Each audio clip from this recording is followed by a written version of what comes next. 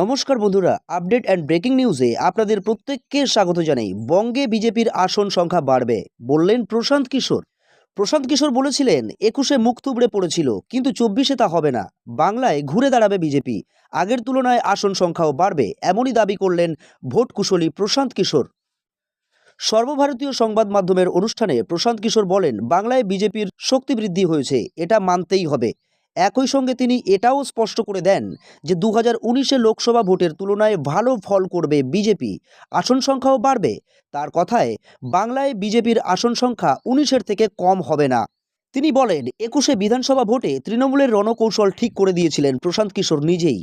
তখন বিজেপি নেতাদের গলায় 200-র বেশি আসন নিয়ে বিধানসভা দখলের দাবি করেছিল। কিন্তু সেই সময় প্রশান্ত কিশোর বলেন যে বিজেপির আসন সংখ্যা 2 অঙ্ক পার করবে না। 2রা মে ভোট বাক্সে তা স্পষ্ট হয়ে যায়।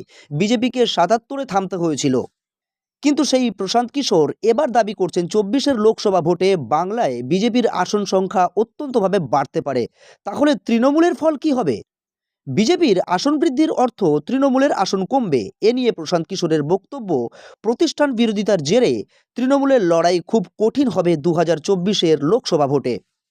সাংবাদিকরা প্রশান্ত কিশোরকে প্রশ্ন করেন যে সন্দেশখালীর ঘটনা কি ভোট বাক্সে প্রভাব ফেলবে তৃণমূলের?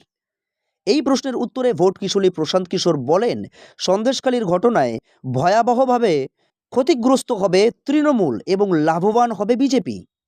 এমনই গুরুত্বপূর্ণ খবর দেখার জন্য আপনারা চোখ রাখুন আপডেট অ্যান্ড ব্রেকিং নিউজে। এবং এখনও পর্যন্ত আপনারা যারা আপডেট অ্যান্ড ব্রেকিং নিউজকে সাবস্ক্রাইব করেননি, এক্ষুনি সাবস্ক্রাইব করে সাথে থাকুন।